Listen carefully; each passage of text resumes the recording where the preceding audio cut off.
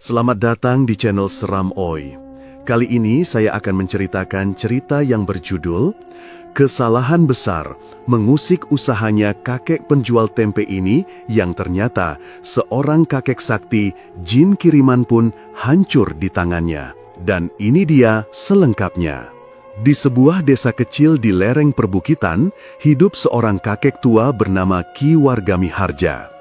Usianya sudah lebih dari 70 tahun, namun tubuhnya masih tampak tegap meski sedikit membungkuk. Setiap orang di desa mengenalnya sebagai kakek penjual tempe, seorang lelaki sederhana yang seolah tidak memiliki ambisi lain di dunia selain menjaga tungku, merebus kedelai, membungkusnya dengan daun pisang, lalu menjajakannya setiap pagi. Setiap hari, sebelum ayam jantan berkokok, Ki Wargamiharja sudah terjaga. Rumah bambunya yang berada di pinggiran desa selalu menyala temaram oleh lampu minyak menjelang dini hari. Dari dapur kecil itu terdengar bunyi air mendidih, bau kedelai yang direbus bercampur dengan aroma asap kayu bakar. Dengan tangan keriputnya, ia mengaduk perlahan, memastikan setiap butir kedelai matang sempurna. Setelah itu, ia mengeringkan kedelai, menaburi ragi, dan membungkusnya dengan daun pisang yang telah ia pilih satu persatu dari kebun belakang rumah. Bungkus tempenya sederhana, hanya dilipat rapi dan diikat lidi, tetapi selalu tampak bersih. Tidak ada yang istimewa dari caranya bekerja, namun tempe itu selalu tampak segar dan beraroma harum. Menjelang subuh, Ki Wargamiharja berangkat membawa keranjang bambu berisi tempe. Keranjang itu digendong di punggungnya dengan kain jarik tua. Ia berjalan menyusuri jalan tanah, menuruni pematang sawah, melewati surau, hingga tiba di pasar desa. Dengan langkah yang lambat namun mantap, ia menyapa siapa saja yang ditemuinya. "Selamat pagi, Pak De." "Pagi juga, Le. Semoga panenanmu lancar." Sapaan hangat semacam itu selalu terlontar dari mulut Ki Wargamiharja. Wajahnya teduh, suaranya rendah, dan sorot matanya menenangkan. Tidak ada yang pernah melihatnya marah, bahkan ketika ada orang yang menawar terlalu murah atau meledek pekerjaannya sebagai penjual lauk kaum miskin. Ia hanya tersenyum dan melanjutkan pekerjaannya. Di rumah, ia tidak sendirian. Ada seorang cucu perempuan bernama Rara Wening, usianya 12 tahun. Rara adalah anak dari satu-satunya putri Ki Wargamiharja yang telah lama meninggal bersama suaminya akibat penyakit. Sejak kecil, Rara dibesarkan kakeknya. Merekalah satu-satunya keluarga yang tersisa. Rara sering membantu kakeknya membungkus kedelai dengan daun pisang. Meski kadang masih ceroboh, Ki Wargamiharja tidak pernah memarahinya. Ia selalu berkata dengan lembut, "Tak apa cucuku, tempe ini akan tetap jadi meski bungkusnya sedikit miring. Yang penting hatimu tulus." Kata-kata itu membuat Rara tumbuh dengan rasa hormat mendalam kepada kakeknya. Hari-hari mereka berjalan sederhana. Ki Wargamiharja berjualan, Rara bersekolah di madrasah desa, lalu sepulangnya ia membantu pekerjaan rumah. Pada sore hari, mereka duduk bersama di beranda, menatap sawah yang menguning, berbincang hal-hal kecil tentang kehidupan. Seakan-akan tidak ada yang aneh, tidak ada yang ganjil, hanya kesederhanaan yang tulus. Namun, ada sesuatu yang mulai menjadi buah bibir di kalangan pedagang pasar. Tempe Ki Wargamiharja selalu habis terjual, bahkan di hari-hari ketika pasar sepi. Pernah suatu kali, hujan deras mengguyur desa sejak dini hari. Para pedagang lain mengeluh rugi karena pembeli tidak datang. Tetapi anehnya, dagangan Ki Wargamiharja tetap ludes menjelang siang. Orang-orang yang ke pasar selalu saja mencari tempenya, seakan rasanya berbeda dari tempe biasa. "Bagaimana bisa, daganganku saja tidak laku setengahnya," gerutu seorang pedagang sayur. "Aneh, padahal ia hanya tempe," sahut pedagang ikan. "Jangan-jangan ada sesuatu di baliknya," bisik seorang perempuan penjual rempah. Gosip-gosip itu makin lama makin sering terdengar. Ada yang mengatakan tempe Ki Wargamiharja dibacakan doa-doa tertentu. Ada pula yang berbisik lebih berani, mungkin kakek itu menggunakan pesugihan. Tentu saja Ki Wargamiharja tidak pernah menanggapi. Ia tetap menjalani kesehariannya seperti biasa, menjual dengan senyum, menyapa dengan ramah, dan pulang dengan keranjang kosong. Rara mendengar gosip itu sekali waktu saat ia ikut ke pasar. Wajahnya muram, namun Ki Warga Miharja hanya menepuk kepalanya pelan. Biar saja mereka berkata apa cucuku, lidah manusia panjang dan hati manusia sering gelap oleh iri. Yang penting kita jujur pada pekerjaan kita. Namun, semakin hari, rasa iri itu makin mengakar di hati beberapa pedagang. Mereka yang merasa tersaingi mulai memandang Ki Warga Miharja dengan tatapan sinis. Senyum kakek tua itu yang dulu dianggap ramah, kini dilihat sebagai senyum yang penuh misteri. Malam-malam di rumah kecil Ki Warga Miharja tetap berjalan tenang. Namun di luar sana, bisikan iri dan dengki mulai tumbuh seperti api kecil yang siap menyala. Rara, meski belum paham betul, mulai merasakan hawa tak nyaman setiap kali ia menemani kakeknya ke pasar. Orang-orang tidak lagi hanya menatap mereka dengan ramah, tetapi dengan pandangan penuh tanda tanya. Sementara itu, Ki Warga Miharja sendiri tetap berjalan di jalannya yang lurus. Ia tidak menampakkan kegelisahan sedikit pun, seolah semua yang terjadi hanyalah angin. Namun jauh di dalam sorot matanya yang teduh, ada kilatan aneh yang sesekali muncul. Seakan ia tahu lebih banyak daripada yang terlihat. Dan itulah awal dari segala kejanggalan. Tempe yang selalu habis terjual, kakek tua yang tidak pernah marah meski direndahkan, serta kesederhanaan yang terlalu sempurna untuk tidak menyimpan sesuatu di baliknya. Pasar desa pada pagi hari selalu ramai dengan suara teriakan pedagang, bunyi alat timbang, dan bau anyir ikan bercampur dengan wangi rempah-rempah. Di antara keramaian itu, keberadaan Ki Warga Miharja selalu mencolok. Keranjang tempenya yang ia letakkan di atas tikar lusuh di pojok pasar nyaris selalu kosong sebelum tengah hari. Pembeli datang silih berganti, tak peduli meski hujan deras atau terik matahari menyengat. Di sisi lain, ada 3 pedagang yang mulai gusar menyaksikan keadaan ini. Mereka adalah Sastro Pawenang, seorang pedagang beras yang dikenal cerewet, Darsirah, janda pedagang sayur yang suka menebar gosip, dan Pak Idi Munggaran, penjual ikan asin yang jarang tersenyum. Ketiganya memiliki watak berbeda, namun satu hal menyatukan mereka, rasa iri yang membara terhadap Ki Warga Miharja.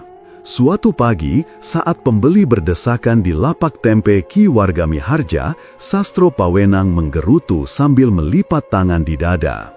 Lihat itu, tempenya laku keras, padahal hanya tempe biasa. Apa tidak aneh kalian?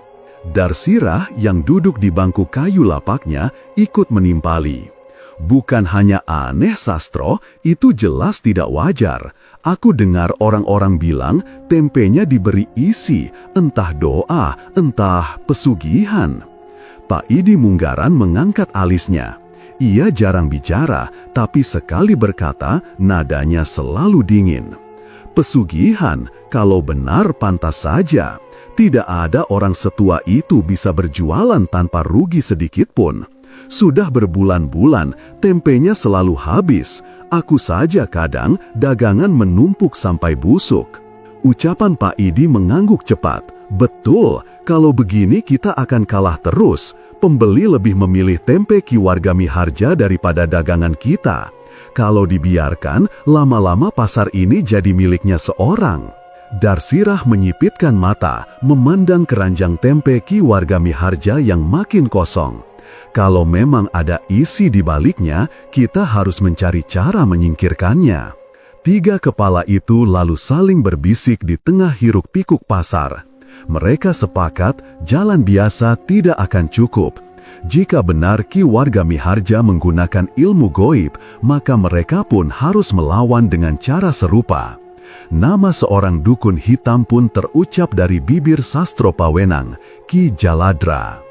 Ki Jaladra dikenal sebagai orang yang berdiam di pinggir hutan angker sebelah selatan desa. Konon, ia bisa memanggil jin-jin hitam, menyihir orang sakit, bahkan membuat lawan dagang jatuh bangkrut. Darsirah tampak ragu, tapi ambisi dan rasa dengkinya lebih besar daripada ketakutannya. Pak Idi hanya diam, namun tatapannya menandakan setuju. Malam harinya, ketika bulan sabit menggantung pucat di langit, ketiganya berangkat diam-diam. Mereka menyusuri jalan setapak menuju hutan. Angin malam terasa dingin, ranting kering patah setiap kali kaki mereka melangkah.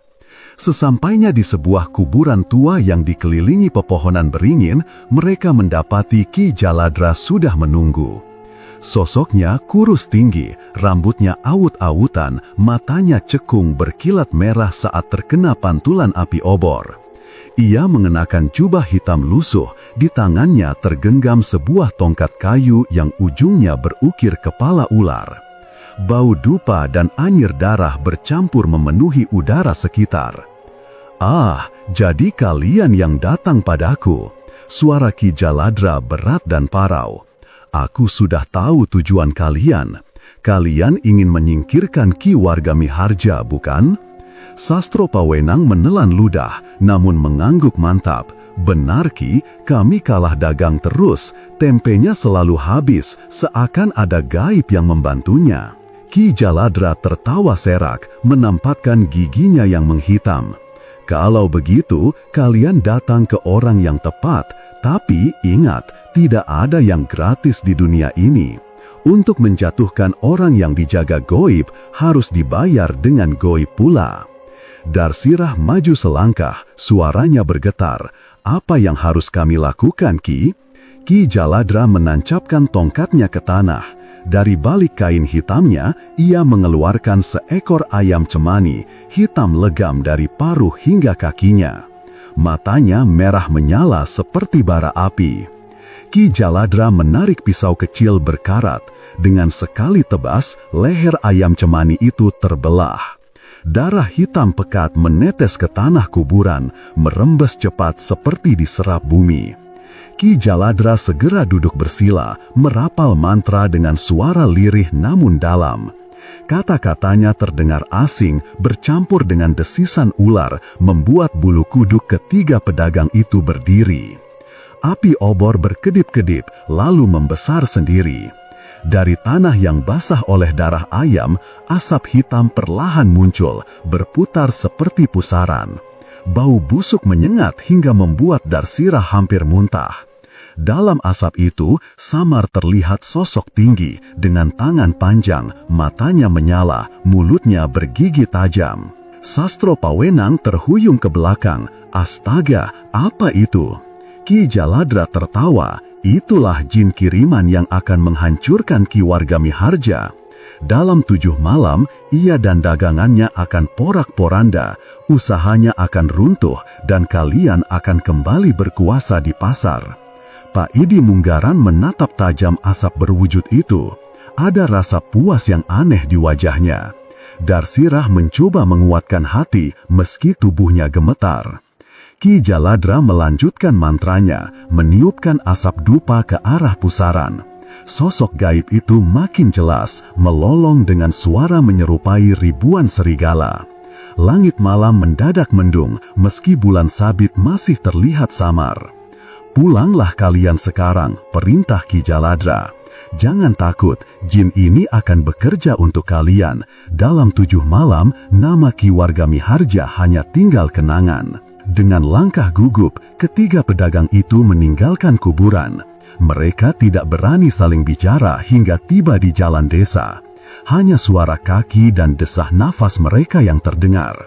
Namun dalam hati masing-masing, rasa puas bercampur takut mulai tumbuh. Mereka percaya Ki Jaladra, percaya jin kiriman itu akan menyingkirkan Ki Wargamiharja. Mereka tidak tahu apa yang mereka lakukan malam itu telah membuka pintu gelap yang tak akan mudah ditutup kembali. Malam itu, udara desa terasa lebih dingin dari biasanya. Angin berhembus dari arah hutan, membawa bau tanah basah bercampur anyir yang menusuk hidung. Di dapur kecil rumah bambu, Ki Wargamiharja sedang menyiapkan kedelai. Tungku kayu bakar menyala dengan api jingga. Panci besar berisi air dan kedelai mendidih perlahan. Asap tipis mengepul, memenuhi ruangan dengan aroma kedelai rebus yang hangat. Namun, tiba-tiba Ki Warga Miharja merasakan sesuatu. Hawa dingin yang menusuk kulit bukan dingin biasa, melainkan dingin yang menekan dada dan membuat bulu kuduk meremang. Ia berhenti sejenak, menatap ke arah pintu dapur yang terbuka sedikit. Angin yang masuk tidak semestinya membawa udara sedingin es. Sorot mata Ki Warga Miharja mengeras. Ia tahu malam itu bukan malam biasa. Dari sudut gelap, perlahan muncul sosok hitam tinggi menjulang. Rambutnya seperti api, merah menyala dan menjilat-jilat ke udara. Tubuhnya kurus dengan kulit gelap berkilau, seakan dilapisi minyak hitam. Mulutnya terbuka lebar, lidah panjang menjulur, dan matanya merah membara. Sosok itu mendekat dengan geraman rendah, langkahnya membuat lantai bambu berderit. Jin itu menunduk ke arah tungku. Dengan lidah apinya yang panjang, ia menjilati tungku perebus kedelai. Seketika, api yang tadinya menyala padam seketika. Panci berhenti bergolak dan ruangan seolah diselimuti kegelapan. Di kamar, Rara Wening terbangun. Gadis kecil itu merasa telinganya dipenuhi bisikan aneh. Suara-suara lirih yang menyerupai orang berbisik namun bercampur desis ular. Tubuhnya gemetar. Dari dinding bambu, terdengar ketukan pelan seperti kuku yang menggaruk. Semakin lama, semakin keras, hingga terdengar seperti puluhan tangan menggedor-gedor dinding. "Eyang," suara Rara lirih ketakutan. Ia berjalan keluar kamar dengan kaki gemetar. Di dapur, matanya membesar melihat sosok mengerikan berambut api itu. "Eyang, itu apa?" Suaranya bergetar, hampir menangis. Ki Warga Miharja tetap duduk bersila di dekat tungku. Wajahnya tenang, matanya tajam menatap jin hitam itu. Tidak ada rasa gentar sama sekali. Perlahan, ia mengangkat tangannya. Dengan jentikan jarinya, tungku yang padam tadi tiba-tiba menyala kembali. Namun bukan dengan api biasa. Api itu menyala biru kehijauan, menjilat ke atas seperti lidah naga. Nyala itu bukan sekedar api, melainkan api gaib yang hanya dimiliki oleh mereka yang menguasai ilmu tinggi. Jin berambut api itu terperangah. Saat lidah apinya menyentuh tungku yang kembali menyala, tubuhnya seperti terbakar. Ia menjerit panjang, suaranya memekakkan telinga. Api biru menyambar tubuhnya, membakar rambut apinya sendiri hingga lenyap jadi asap hitam. Tubuh kurusnya meronta, mengejang, lalu hancur berkeping-keping menjadi abu sebelum lenyap ditelan angin. Suasana kembali sunyi, api tungku kembali normal, air dalam panci bergolak lagi seakan tidak pernah padam, namun udara masih menyisakan bau hangus dan belerang. Rara Wening menutup wajahnya dengan kedua tangan, tubuhnya gemetar hebat. Ia belum pernah melihat makhluk seaneh itu, apalagi mendengar jeritan maut yang begitu mengerikan. Air mata menetes di pipinya. Ki Warga Miharja menoleh ke cucunya. Dengan langkah perlahan, ia mendekat dan menepuk bahu Rara lembut. Suaranya rendah, menenangkan. "Jangan takut cucuku, itu hanya makhluk kiriman. Mereka tidak bisa berbuat apa-apa padamu selama aku ada di sini." Rara memandang kakeknya dengan wajah pucat. Tapi Eyang, itu menakutkan sekali. Kenapa bisa ada yang datang ke rumah kita? Ki Warga Miharja menarik nafas panjang. Matanya memandang jauh, seolah melihat ke masa lalu yang hanya ia yang tahu. "Rara, ingatlah, hidup ini tidak selalu damai. Ada orang-orang yang hatinya dipenuhi iri. Mereka mengira dengan cara kotor mereka bisa menjatuhkan kita. Tapi ingat, kebenaran akan selalu lebih kuat daripada kegelapan." Rara terisak, namun ia mencoba percaya. Kehadiran kakeknya memberi rasa aman, meski ia masih gemetar membayangkan makhluk berambut api itu. Ki Warga Miharja kembali ke tungkunya, melanjutkan pekerjaannya seakan tidak terjadi apa-apa. Namun sebelum duduk, ia berbisik lirih sambil menatap api yang masih menyala biru samar. Ini baru permulaan. Kalimat itu terdengar dingin, penuh arti. Rara menelan ludah, menyadari apa yang dimaksud kakeknya. Jika itu baru awal, berarti masih akan ada gangguan lain. Malam semakin larut. Angin dari hutan kembali berhembus, membawa suara-suara samar yang hanya bisa didengar mereka yang peka. Rara memilih tidur di dekat kakeknya malam itu, tak sanggup kembali ke kamarnya. Ia berselimut kain tipis, matanya masih sesekali menoleh ke arah pintu dapur, takut sosok menyeramkan itu muncul lagi. Ki Warga Miharja tetap duduk bersila, menjaga Tungku sambil memejamkan mata. Bagi orang awam, ia tampak sedang beristirahat, namun sebenarnya telinganya mendengar jelas langkah-langkah samar di luar rumah, bisikan yang mencoba menembus dinding, dan hawa dingin yang belum sepenuhnya pergi. Di sudut hatinya, Ki Warga Miharja tahu, malam ini hanyalah awal, masih ada 6 malam berikutnya yang harus ia hadapi. Ia tidak terkejut, tidak pula gelisah. Baginya, ini hanyalah ujian kecil dari ilmu yang ia warisi, ujian dari masa lalunya yang selama ini ia sembunyikan di balik sosok sederhana seorang penjual tempe. Sementara itu, Rara akhirnya terlelap meski tidurnya gelisah. Ki Warga Miharja menatap cucunya sejenak, lalu berbisik pelan seakan bicara kepada dirinya sendiri. Selama aku masih bernapas, tidak akan kubiarkan mereka menyentuh cucuku atau usahaku. Malam pun terus bergulir, meninggalkan tanda pertama bahwa pertempuran gaib telah dimulai di rumah bambu sederhana itu. Rara Wening duduk di tepi dipan bambu sambil memeluk lututnya. Matanya masih merah karena kurang tidur, sebab semalaman ia terus terbayang sosok mengerikan yang menjilati Tungku hingga apinya padam. Meski kakeknya berhasil mengusir makhluk itu, ketakutan yang menempel di hatinya belum juga hilang. Pagi itu, rumah sederhana mereka tampak biasa saja. Aroma kedelai rebus menguar, suara burung perenjak terdengar di kejauhan, dan sinar matahari menembus celah dinding bambu.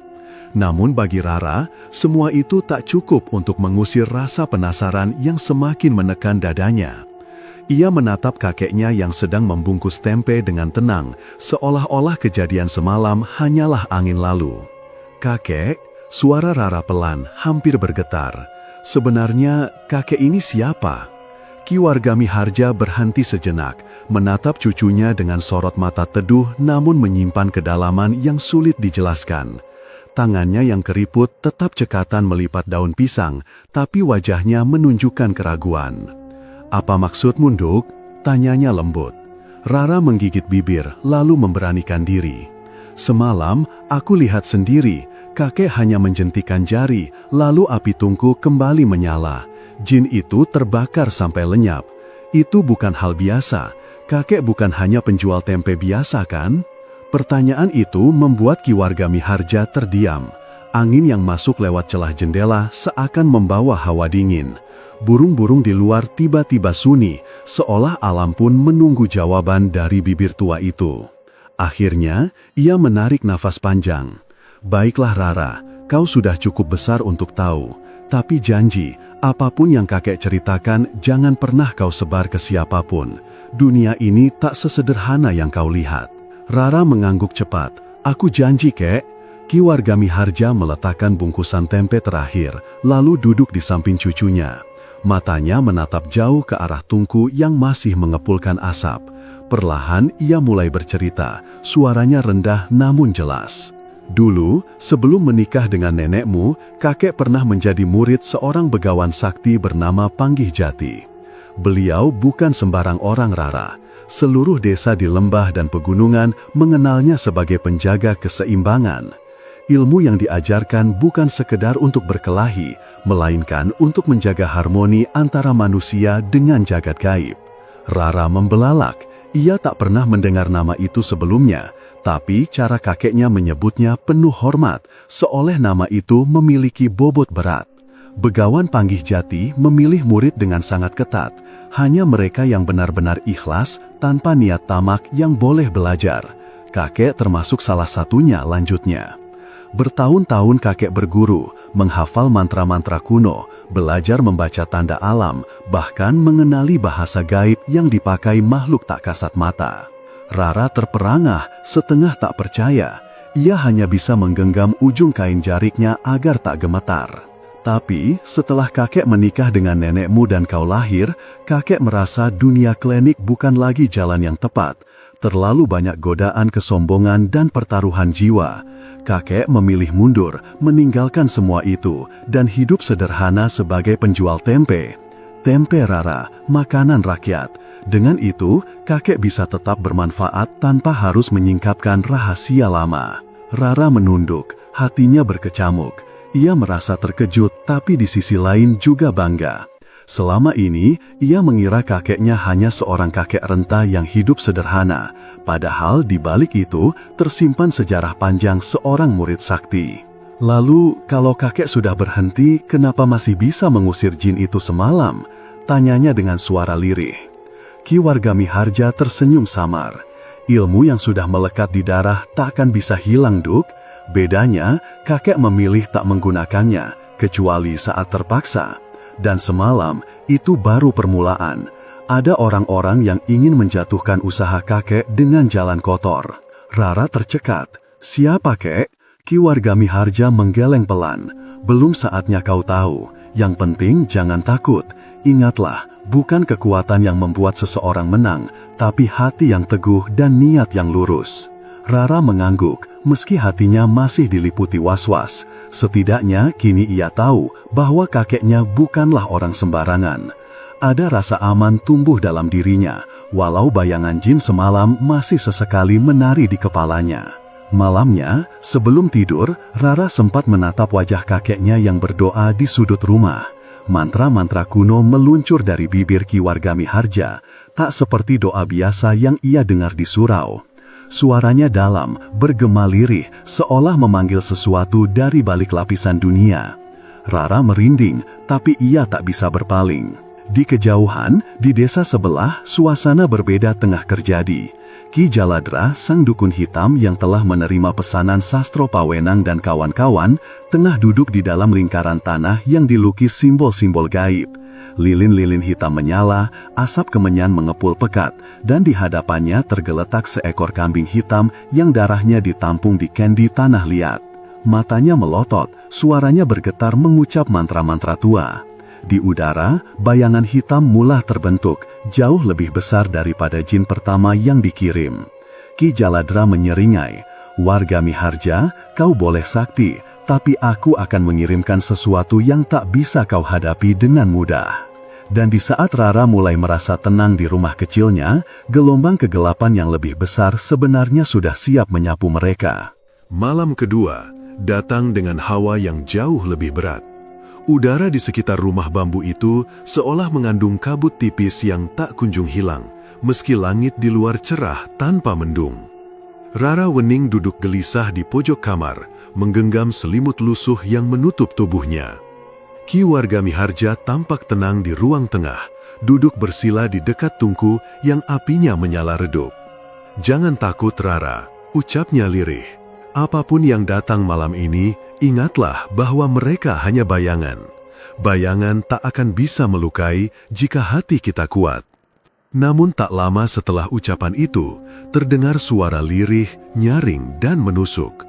Tangisan bayi. Suara itu terdengar jelas dari atas genteng. Rara tersentak, matanya membelalak. Tangisan itu bukan suara bayi biasa, melainkan suara yang melengking, panjang, dan terdengar seolah berasal dari tenggorokan makhluk yang tak punya paru-paru. Rara menutup telinganya, tubuhnya bergetar. "Kek, ada bayi di atas genteng." Ki Wargamiharja tetap tenang. Ia mengambil sebatang dupa, menyalakannya, lalu meniupkan asapnya ke arah langit-langit. "Itu bukan bayi, cucuku. Itu hanya jin yang mencoba mempermainkan hatimu." Begitu asap dupa menembus atap, tangisan itu berubah menjadi jeritan melengking. Genteng bergetar, lalu sunyi kembali. Namun keheningan tak bertahan lama. Dari arah dapur terdengar bunyi duk, duk, duk, seperti sesuatu yang menggantung dan berayun menghantam tiang. Rara memberanikan diri mengintip dan darahnya seakan membeku. Di dapur, sosok pocong dengan wajah hancur tergantung pada seutas tali. Kepalanya menghantam balok kayu berulang kali. Bau anyir bercampur amis memenuhi udara. Ya Allah, Rara menutup mulutnya menahan jerit. Ki Wargamiharja bangkit, menggambar rajah dengan arang di lantai bambu, lingkaran besar dengan simbol kuno di dalamnya. Lalu ia menancapkan dupa di titik-titik rajah dan mengucap mantra lirih. Pocong itu tiba-tiba berayun kencang, seolah memberontak. Namun dari telapak tangan Ki Wargamiharja memancar cahaya merah menyala, menyorot pocong tersebut hingga tubuhnya berasap, menjerit, lalu hancur menjadi abu hitam yang lenyap tertiup angin. Rara memandang dengan mata membelalak, namun kali ini ia tak bersembunyi. Ia mulai sadar bahwa kakeknya tak bisa melawan semua itu sendirian. Dengan tangan gemetar, ia membantu menambahkan dupa, menuangkan air doa ke dalam mangkuk tanah liat, dan menaruhnya di dekat raja. Malam ketiga, gangguan semakin menjadi-jadi. Bau busuk menyengat masuk dari semua celah rumah, membuat Rara muntah berkali-kali. Suara langkah kaki terdengar berlarian di atap, padahal tak ada siapapun. Sesekali jendela digedor dengan keras hingga bambu-bambu bergoyang seakan hendak roboh. Rara, jangan keluar dari lingkaran raja, pesan Ki Wargamiharja sambil terus menatap pintu. Ketika pintu terbuka tiba-tiba, sosok tinggi kurus dengan wajah tanpa mata melangkah masuk. Mulutnya terenganga lebar meneteskan cairan hitam ke lantai. Rara menjerit, tapi ia ingat pesan kakeknya. Ia meraih mangkuk berisi air doa dan mengangkatnya gemetar. "Kek, angkatlah!" seru Ki Wargamiharja. Dengan keberanian yang entah dari mana, Rara melemparkan air doa itu ke arah sosok menyeramkan tersebut. Cairan itu seketika berubah menjadi bara merah, menyambar makhluk itu hingga tubuhnya melengking kesakitan dan lenyap menjadi asap yang lenyap tertiup angin. Rara terengah-engah, tapi sorot matanya kini berbeda. Ada keberanian yang tumbuh. Ki Wargamiharja menepuk bahunya. "Bagus, Nduk, kau mulai bisa melawan rasa takutmu." Malam keempat menjadi ujian terbesar. Semua gangguan seolah datang bersamaan. Tangisan bayi, suara ketukan di dinding, pocong yang berteriak dari luar jendela, dan bau busuk bercampur amis yang kian pekat. Rumah bambu itu berguncang seperti dihantam badai. Rara hampir kehilangan kesadarannya, tapi ia tetap membantu kakeknya menyiapkan dupa, menambahkan kayu pada tungku, dan menjaga lingkaran rajah tetap menyala. Ki Wargamiharja menyalurkan tenaga batinnya. Dari telapak tangannya, cahaya merah semakin terang, menyinari seluruh rumah hingga bayangan hitam yang berusaha masuk ke dalam lingkaran tak mampu mendekat. Jeritan-jeritan gaib terdengar bersautan, hingga akhirnya satu persatu suara itu sirna, meninggalkan rumah dalam keheningan. Saat fajar menjelang, Rara terkulai kelelahan di samping rajah yang tinggal abu. Ki Wargamiharja duduk dengan mata terpejam, nafasnya teratur meski wajahnya tampak pucat. Meski rumah mereka digempur bertubi-tubi selama 4 malam, Ki Wargamiharja tetap bangkit pagi-pagi sekali untuk menjajakan tempe. Dengan wajah tenang, ia menyapa pembeli seperti biasa. "Monggo Bu, tempe masih hangat," katanya ramah. Rara yang ikut menemaninya ke pasar melihat wajah-wajah heran dari para pedagang lain. Sastro Pawenan, Darsira, dan Paidi Munggaran yang berharap mendengar kabar buruk justru terkejut. Alih-alih roboh, Ki Wargamiharja masih berdiri tegap, dagangannya tetap laris, bahkan lebih cepat habis dari sebelumnya. Kenapa dia masih kuat, padahal Ki Jaladra sudah menjanjikan kehancuran dalam 7 malam? Bisik Paidi dengan wajah cemas. Sastro mengepalkan tangan, matanya merah menahan iri. "Tenang, mungkin saatnya belum tiba. Jaladra pasti punya cara lain." Mereka tak tahu, setiap malam Ki Warga Miharja dan cucunya sudah melalui badai serangan gaib yang lebih berat dari apa yang bisa dibayangkan manusia biasa. Namun wajah kakek tua itu tetap tenang, seolah ia hanya seorang penjual tempe sederhana yang tak pernah terusik. Rara, yang kini mulai memahami arti kekuatan kakeknya, menatap langit pagi dengan hati bergetar. Ia sadar pertarungan ini masih jauh dari akhir. Di sebuah gubuk rayot di pinggir hutan, asap dupa hitam mengepul begitu pekat hingga membuat mata perih. Ki Jaladra duduk bersila di tengah lingkaran tanah, wajahnya memerah oleh amarah. Suara seraknya melengking saat memaki 3 orang yang berlutut di hadapannya. Sastro Pawenang, Darsirah, dan Paidi Munggaran. Bodoh! Kalian kira jin-jin kiriman itu bisa bertahan menghadapi orang seperti Warga Miharja hanya dengan tumbal ayam cemani dan kambing kurus? Geramnya. Kekuatan yang kalian beri terlalu kecil. Aku sudah katakan, tumbal harus sebanding dengan jiwa yang ingin kalian jatuhkan. Sastro gemetar, keringat dingin mengalir di keningnya. Tapi Ki, kami tak sanggup lagi. Uang sudah habis untuk membeli sesajen, belum lagi takut kalau orang kampung curiga. Ki Jaladra menoleh dengan mata melotot, sorotnya menembus seperti api.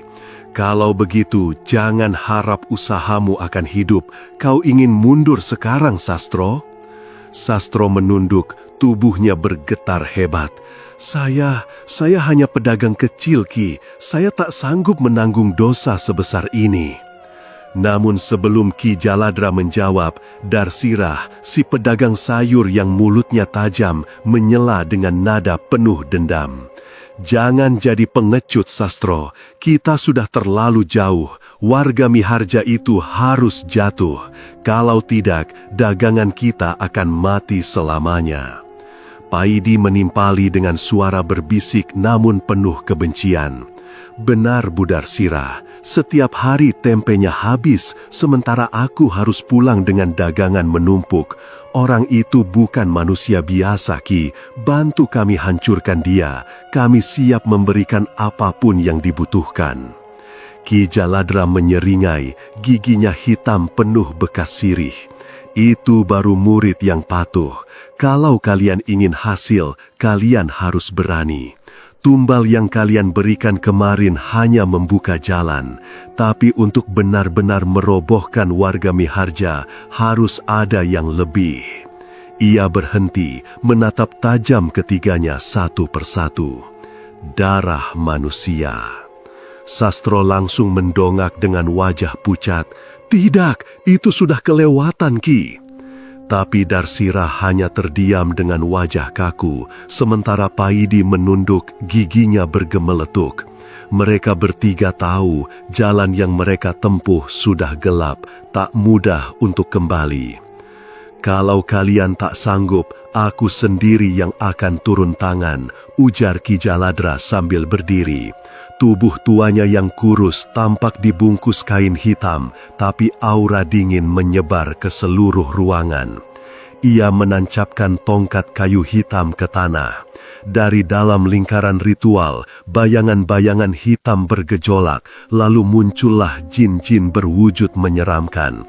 Ada yang kepalanya menyerupai kerbau dengan tanduk menyala, ada yang tubuhnya penuh duri tajam, bahkan ada yang wajahnya mirip manusia, tapi matanya merah meneteskan darah. Sastro jatuh terduduk, hampir pingsan melihat pemandangan itu. Darsirah menggenggam kain jariknya erat-erat, berusaha menyembunyikan rasa takut, sementara Paidi menunduk, suaranya tercekat. Mulai malam ini, aku sendiri yang akan menuntun bala ini ke rumah Warga Miharja, kata Ki Jaladra dengan tawa serak. Kalian tinggal menunggu kabarnya. Dalam 2 malam, ia akan lenyap. Di sisi lain, malam itu di rumah bambu sederhana, Ki Warga Miharja duduk termenung di depan tungku yang apinya sudah padam. Rara Wening duduk di dekatnya, wajahnya masih pucat setelah melewati 4 malam penuh gangguan. "Kek," bisiknya lirih, "apa semua ini akan berakhir? Sampai kapan kita terus diganggu seperti ini?" Ki Warga Miharja membuka mata, sorotnya tenang namun dalam.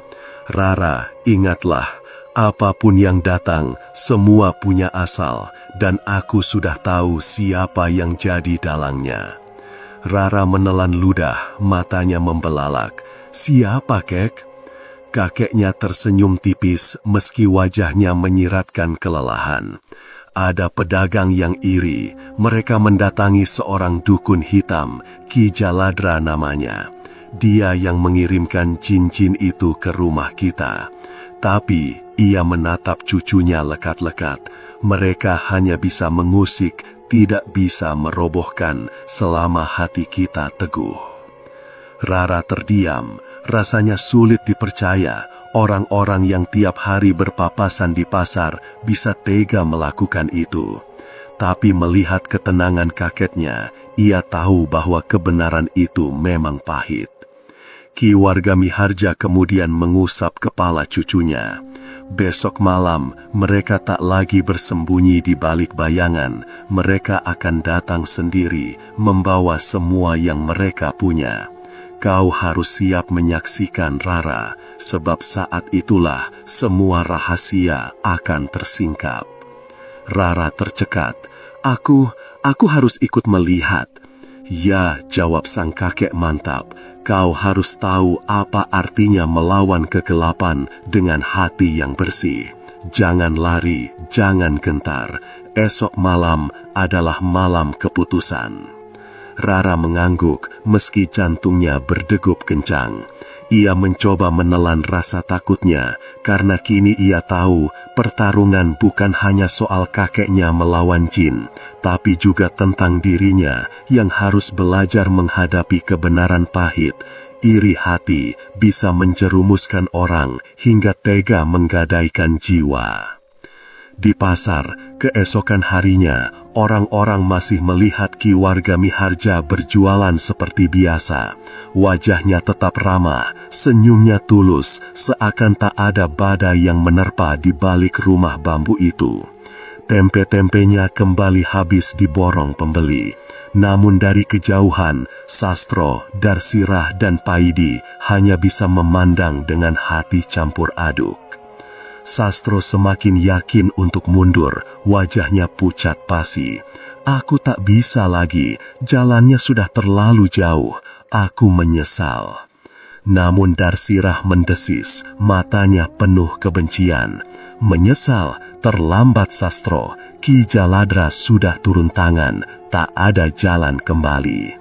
Paidi menunduk, suara hatinya kacau. Ia tahu apa yang mereka lakukan salah, tapi mulutnya terkunci.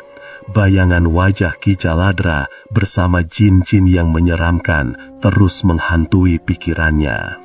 Sementara itu, Ki Warga Miharja sudah merasakan firasat gaib. Malam ke-6 akan menjadi ujian yang lebih berat. Ia duduk bersila, memejamkan mata, menyiapkan diri. Bibirnya komat kamit, membaca doa-doa kuno peninggalan Begawan Panggih Jati. Di sampingnya, Rara menyalakan dupa dengan tangan gemetar, berusaha meniru ketenangan sang kakek. "Besok malam, mereka akan datang sendiri," bisik Ki Warga Miharja, suaranya nyaris tak terdengar. "Dan saat itu, Rara, kau harus siap menyaksikan." Malam itu, bulan purnama menggantung bulat penuh di atas langit desa. Cahayanya putih pucat, menyelimuti pepohonan, atap rumah, dan halaman tanah yang kering. Udara terasa berat, seakan menahan napas untuk menyaksikan peristiwa yang akan terjadi. Dari kejauhan, suara burung hantu terdengar parau, seperti memberi tanda akan datangnya bencana. Ki Jaladra berjalan paling depan, jubah hitamnya berkibar, matanya menyala merah, dipenuhi amarah dan keserakahan. Di belakangnya, para pedagang yang iri ikut dengan wajah gelisah. Sastro Pawenang, Darsirah, dan Paidi. Mereka membawa sesajen, kendi berisi darah ayam, serta dupa hitam yang mengepulkan asap pekat. Mereka sudah tak lagi bisa mundur, sebab Ki Jaladra telah menyeret mereka dalam pusaran yang tak mungkin ditinggalkan begitu saja. Halaman rumah Ki Wargamiharja malam itu disulap menjadi arena gaib. Lingkaran tanah digaris dengan kapur merah, simbol-simbol kuno digambar dengan tergesa. Ki Jaladra menancapkan keris berlumur minyak ke tengah lingkaran, lalu mulai melantunkan mantra. Suaranya berat, bergema seperti datang dari perut bumi. Angin mendadak berputar, daun-daun kering berterbangan, dan tanah bergetar pelan. Rara Wening mengintip dari balik jendela rumah bambu. Tangannya gemetar memegangi dinding, matanya membelalak menyaksikan ritual mengerikan itu. "Kakek, mereka benar-benar datang," bisiknya. Ki Wargamiharja keluar dengan langkah tenang. Tidak ada pakaian khusus yang ia kenakan, hanya baju lurik sederhana, sarung coklat, dan ikat kepala yang sudah lusuh. Di tangannya, ia membawa sehelai daun pisang berisi tempe hangat masih beruap dari dapur. Seolah-olah ia hendak menyuguhkan makanan, bukan menghadapi pertarungan hidup mati. "Ki Jaladra," ucapnya lirih namun jelas terdengar. "Mengapa kau bawa iri hati ke sini? Mengapa kau ajak jin-jin hitam untuk mengganggu hidup sederhana ini?" Ki Jaladra mendesis, "Kau pura-pura bodoh, Wargamiharja. Aku tahu siapa dirimu. Kau pernah jadi murid Begawan Panggih Jati. Kau bukan hanya penjual tempe. Kau menutupi kekuatanmu dan membuat kami tampak kecil. Malam ini, aku akan buktikan bahwa aku yang berhak menguasai desa-desa ini." Dengan hentakan kakinya, lingkaran ritual meledak memercikan api hitam. Dari dalam tanah, jin-jin raksasa bermunculan. Tubuh mereka setinggi pohon kelapa, kulit hitam mengkilap, bersayap besar yang berderak, dan mata merah menyala bagai bara. Mereka meraung, suara mereka mengguncang dada siapapun yang mendengarnya. Sastro, Darsirah, dan Paidi langsung ketakutan. Sastro bahkan berjongkok menutup telinganya. Ki Wargamiharja berdiri tegak. Ia meletakkan daun pisang berisi tempe di tanah, lalu menepukan kedua telapak tangannya. Cahaya merah menyala dari telapak itu, kemudian ia menggambar rajah di udara. Garis-garis cahaya terbentuk, melayang di depan rumahnya, menjadi tameng bercahaya. Jin pertama menyerbu, sayapnya mengepak hingga angin berhembus seperti badai. Tapi begitu menyentuh raja, tubuhnya terbakar api biru, menjerit melolong hingga meledak jadi debu. Rara menjerit kecil, menutup mulut dengan kedua tangannya, tetapi matanya tak bisa berpaling. Ia menyaksikan kakeknya menangkis serangan demi serangan. Jin kedua menyemburkan asap hitam, namun Ki Wargamiharja meniupkan dupa yang ia genggam. Asap putihnya beradu dan melenyapkan asap hitam itu seketika. Jin itu berbalik, menamparkan tangannya yang besar, tapi tubuhnya terhantam doa kuno yang keluar dari bibir Ki Wargamiharja. Terdengar dentuman keras dan tubuh raksasa itu tercerai-berai. Ki Jaladra semakin murka, mantranya makin keras, urat-urat di wajahnya menonjol. Ia mengerahkan seluruh tenaganya, memanggil jin terbesar, bermahkota tanduk, matanya 3, suaranya bagai ribuan guntur. Para pedagang berteriak ketakutan, sebagian pingsan, sebagian ingin lari tapi terikat lingkaran gaib yang dibuat Ki Jaladra. Namun Ki Wargamiharja tetap tenang. Ia meletakkan tempe di daun pisang itu, menaruhnya di hadapan, lalu berucap, "Saksilah wahai leluhur, saksilah wahai alam semesta.